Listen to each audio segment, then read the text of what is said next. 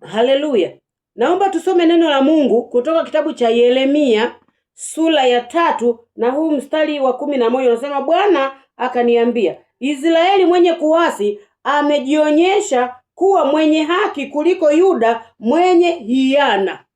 Israeli mwenye kuasi amejionyesha kuwa mwenye haki kuliko Yuda mwenye hiana. Yaani yule mlokole ambaye kila siku anaingia kanisani, ambaye kila siku anatangaza wokovu, ambaye kila siku anajifanya yeye ameokoka, Mungu anaona moyo wako kwamba wewe ndio umehasi kuliko huyo mwenye hiana. Yaani huyo mwenye hiana, huyo mwenye dhambi, anayefanya dhambi hadharani, yeye ambaye analewa anafanya ukahaba hadharani, yeye ambaye anasema uongo hadharani, yeye ambaye anazini hadharani, yaani huyo ana afadhali.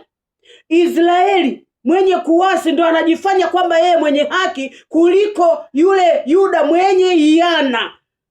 Mungu anatuangalia sisi tuliookoka. Hapa nasema na watu waliookoka, watu wanayemjua Mungu, watu ambao wanajua kabisa kutenda hili na hili ni dhambi, lakini hao ndio wanafanya. Kwa hiyo katika lile neno la Mungu, Mungu ambalo ametupa tuishi, mtu amefanya kama mwamvuli wake, kwamba amejificha hapo, kwamba waone kwamba ameokoka, lakini ndani mwake umejaa unyang'anyi. Ndani mwake mmejaa funza. Ndani mwake haeleweki. Sikiza nikwambie, Mungu anaona. Mungu anaona. Na Mungu anasema ya kwamba Israeli mwenye kuasi amejifanya kwamba yeye ni mwenye haki kuliko Yuda mwenye hiana. Lakini ule mstari wa 12 unasema hivi.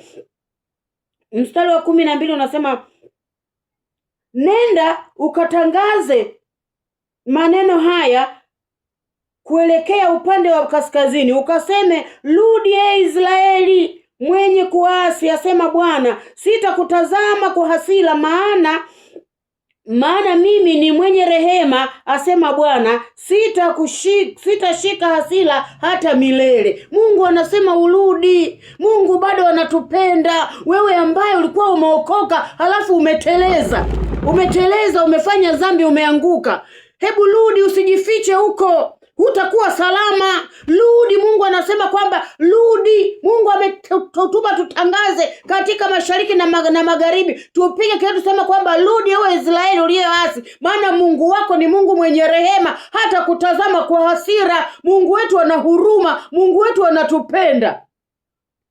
Kwa hiyo kama ulikuwa umesimama vizuri, unajua, labda nikwambie kitu kimoja usichokijua. Wokovu ni vita. Wokovu ni vita. Unaingia vitani unapotangaza umeokoka, ukiwa umeokoka katika roho na kweli. Hiyo ni vita. Hiyo ni vita. Umetangaza kuasi upande wa pili, ni lazima jeshi la upande wa pili inuke kutaka kupigana na wewe. Kwa hiyo kama umepigwa, usijifiche. Simama kwamba mimi nimepigwa. Omba rehema kwa Mungu. Mungu wetu amesema hata kutazama kwa hasira, maana hasira yake haidumu. Kasema yeye ni Mungu wa rehema. Rudi. Usijifiche kwenye mwamvuli huo kwamba umeokoka, kumbe hujaokoka. Wokovu ulishagaisha.